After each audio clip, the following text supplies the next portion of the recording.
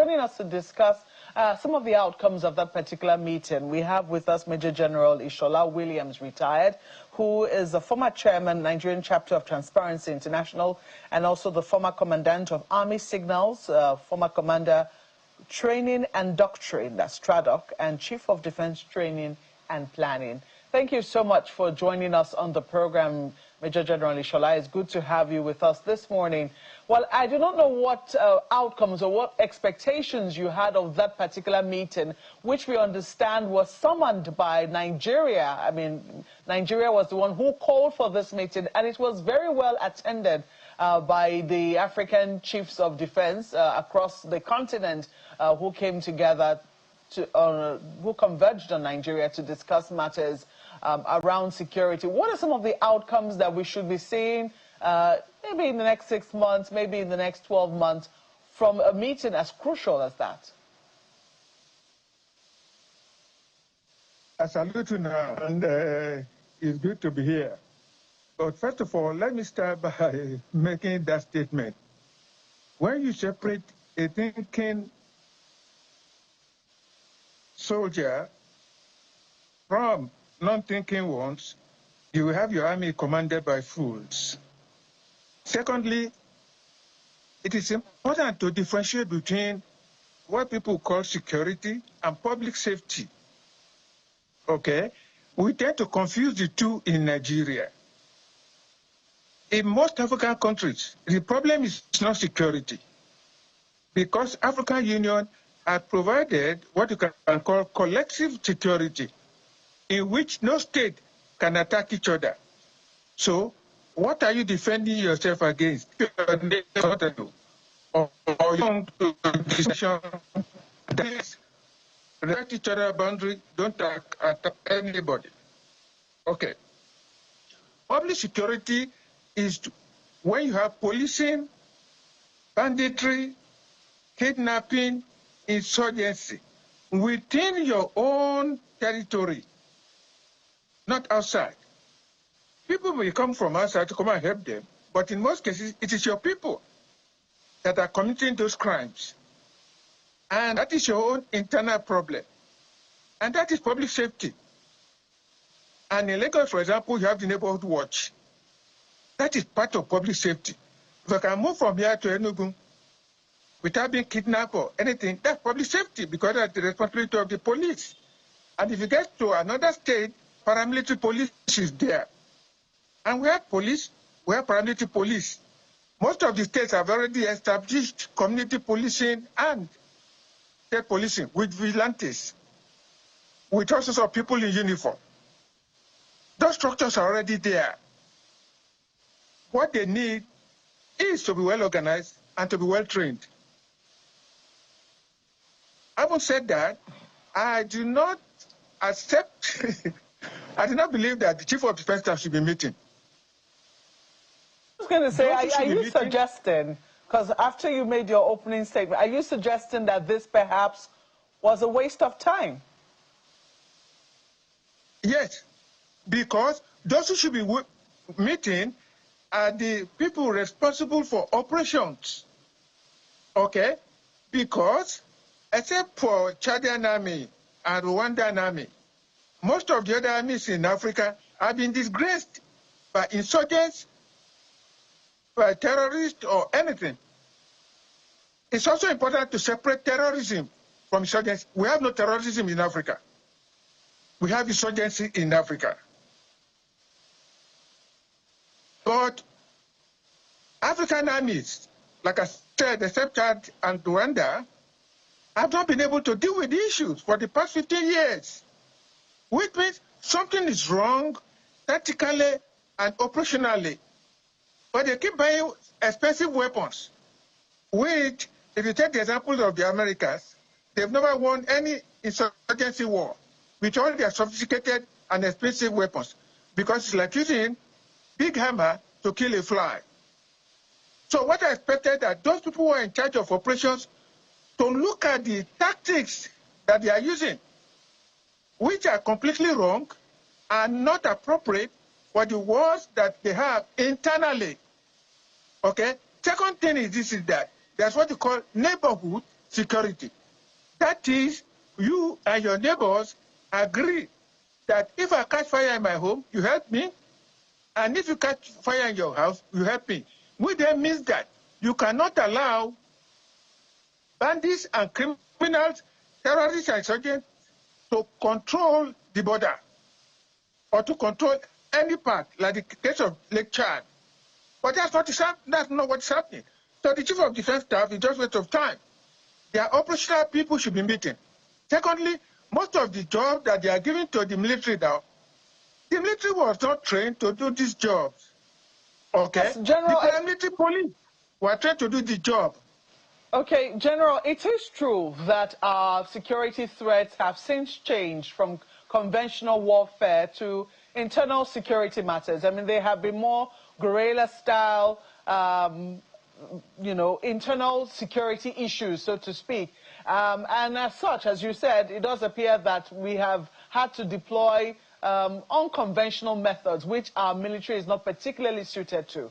Some people will say, well, maybe that's why, this kind of meeting is important for us to be able to discuss these matters, because we see that there are cross-border issues. I mean, for instance, you spoke of Chad. We're seeing what is happening in Niger, the security issues, or even as far as Libya, up north of the country, Central African Republic. Some of the crises happening in these countries coming much later to affect other countries where those crises never started from. So don't you think that this cooperation is needed at that level, that kind of conversation? Of course, they can always cascade it and say, well, our operational commanders will need to cooperate more, and of course, they can have their own meetings. But to start that conversation, shouldn't we have a meeting of leaders at the top to discuss these issues and see how they can begin to, cooperate even more effectively at the downward cadre? No, I think they are getting the whole security threats wrong. If you see, criminals and bandits, they come from a community. And therefore, safety starts from the community level.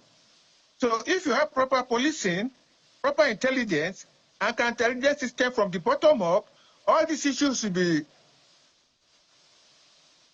very much resolved to a great extent. But you haven't got that. You have a scattered approach to the whole issue. And if we have been doing this for the past 3 years, don't anybody believe that we need to find another way of doing what we are doing, and which is not giving us results, and a lot of money is being spent? The case of the Nigerian police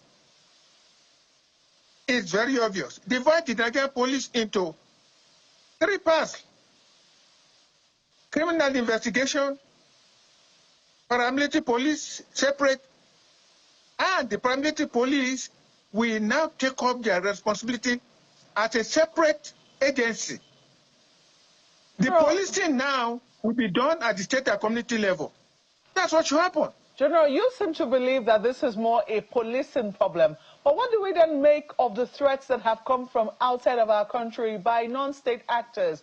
The terrorists that we've seen, come from outside of the country. The groups that we've seen, some of them coming with their own agenda from other parts of Africa into our own country. How do we resolve those kinds of issues? Are they strictly policing matters?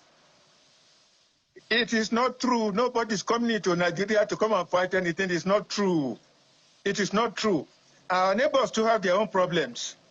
Okay? So why should those citizens from those neighboring countries then come into Nigeria and then come and say they want to fight? It's not true.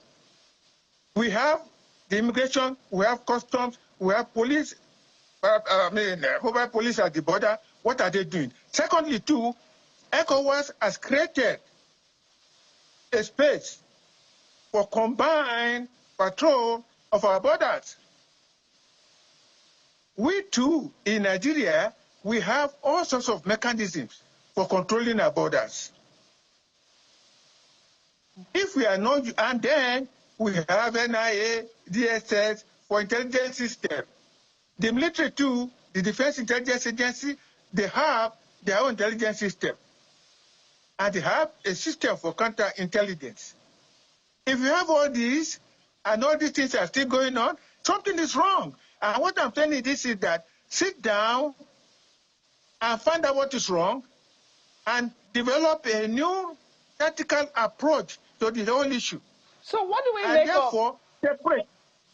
General, sorry to interrupt you again. When you say it is not true that we have external non-state actors, I mean, what do we then make of reports of ISIS West Africa? What do we make of reports of Ansaru? What do we make of reports of even Boko Haram, which began to extend to other African countries? Shall we dismiss them? See, when you go to North Africa, how did Algeria solve its problem? Algeria is stable now and quiet. Morocco is stable and quiet. Okay? Egypt has its own internal problem, and they are finding a way to solve it. So all this non-external state actor is all not true. And I challenge anybody to sort of prove that. Secondly, too, we talk about arms coming from outside.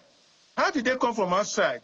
If we have custom, immigration, and police at the border, how did they come in? There must be some form of collusion. And really, many arms have been stopped at the port. They've been stopped at the port. How did they get from the sea by ship for them to come to the port? It means that there's a cartel that's going on. What are the intelligence systems doing? So when you have a problem, you tend to find somebody to blame. And that is what is happening. Okay? All this plan will not work. Define, develop, and apply a completely new approach. All these problems can be solved within 6 months, I'm telling you. Reorganize the security agencies, like I said about the police, develop a new technical system, develop a new intelligence system and counter-intelligence system. You have this three approach and train the people properly. One other important point is this, is that you must train the soldiers how to fight. If your soldiers don't know, see, if you ask any soldier now in the Northeast, what are you fighting for?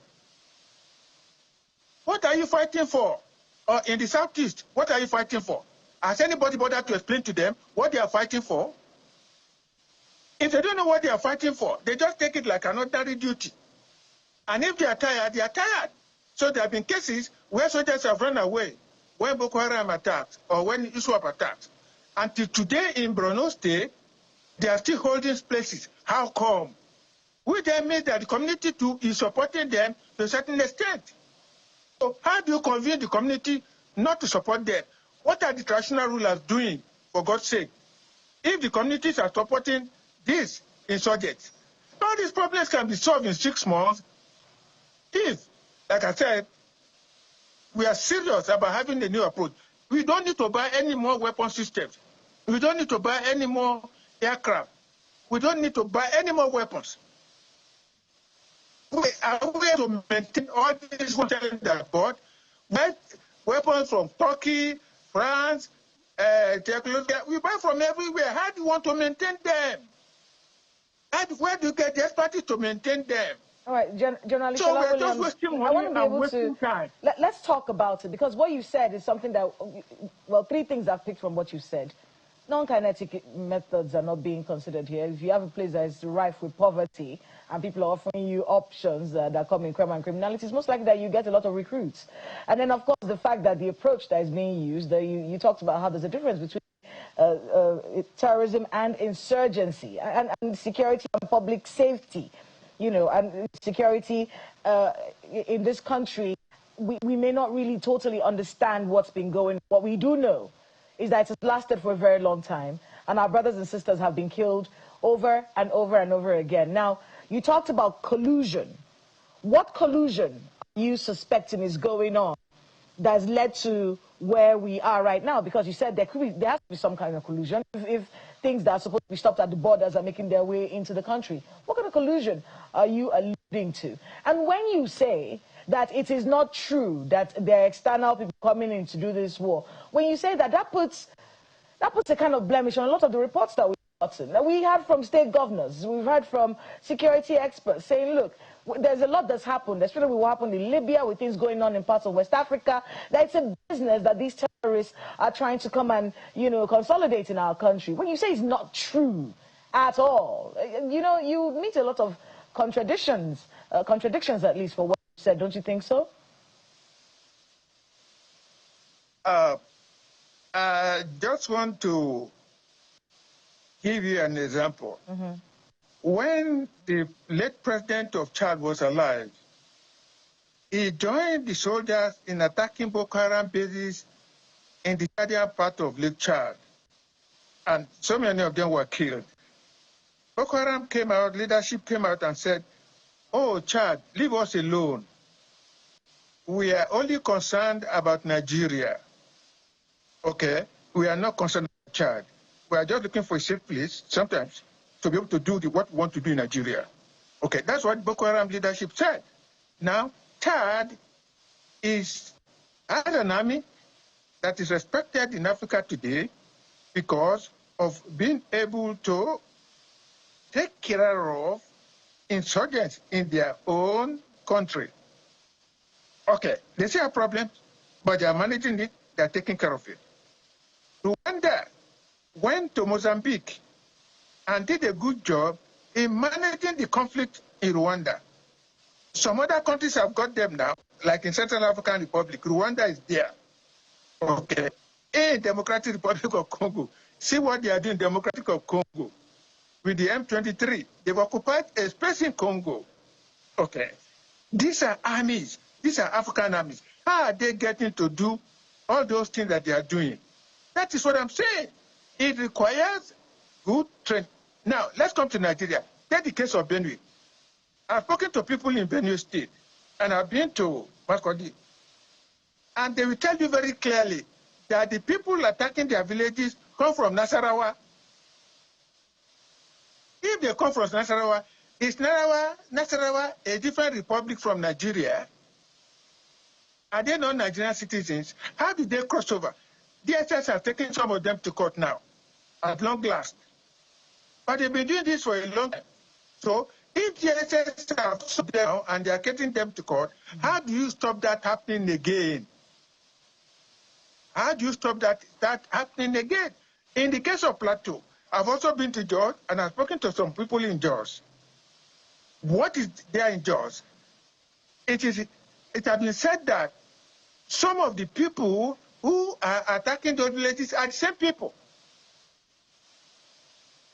The same ethnic group who are playing all these tricks. And sometimes they dress up like Fulanis and so on. These Fulani people that we keep complaining about, are they so invisible? Are they invisible? So sometimes I get surprised when people say all sorts of things that are totally, military, and that you don't expect them to be saying it with their training, experience, and number of years of service. The point is that we are not looking for a new way out of the situation. And instead of being proactive, we are reactive. And unfortunately, people are dying. Many of the state governors who are against bottom-up safety are now accepting that, yes, we need state police. National Assembly has refused to take any step. Why? Lagos State has proven that if you have good safety system, neighborhood watch, and so on, it can work. Amotekun in the Southwest, it is working. So, just tell me what is the problem? What is the problem? At one time, some people were shouting, Boko Haram are coming to the Southwest too, and I said it is not true. It is not true. If anything like that is going to happen, there are enough northern young men in Lagos only. If they want to cause mayhem, near my house, there are tens of them staying near my house. Some of them don't have any place to sleep every day. They just find a place to sleep every night. If they want to cause mayhem, they can do so, and nothing will happen. Okay, so the point is that most of these stories are stories. They are just looking for people to blame. Put the right structures in place, like the case of Lagos, like the case of Southwest Amotekun, and ma'am, I think you will find some solution to this problem. And then you come down to number policing, not violence at all. Interesting way to put it. You didn't respond to my question about collusion, because you're saying that there has to be some kind of collusion for these weapons to be able to make their way into our communities? Yeah. You know, most of these things is that what I've discovered is this. In fact, right from the time of even the Obasanjo in 1999, people have not sat down to really look at what are the public safety threats, what are the territorial integrity threats, and divide them into two separate issues. Sometimes they have connection, sometimes they don't have any. And then there are structures already on the ground. And I keep saying the operational tactics are wrong. And we are fond of saying an old outdated system, when they kill a number of these things, we don't know whether it's true or not, they tell that they have killed 35 people. They come again and they have killed 35 people in a particular area. But people keep coming, okay? So the problem of the communities not supporting criminals, not supporting insurgents, we have to find a way to resolve that challenge through what we call subnational mediation.